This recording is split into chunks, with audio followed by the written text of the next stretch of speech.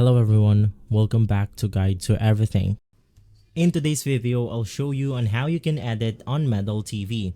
Now that you have recorded your video for Medal TV, the question is how can you record or edit your video?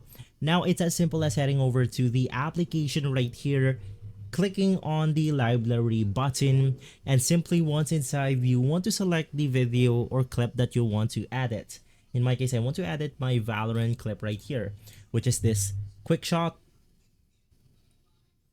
Now to edit the video, it's as simple as clicking on the open in editor button, and from there you have the ability to add some text, some elements, some VFX, and more.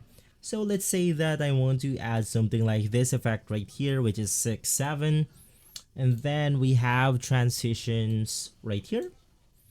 And then there you have it. You have successfully edited your video using Medal TV right here. If this video has been helpful, leave a like, subscribe, and follow Guide to Everything for more videos like this. Thanks for watching.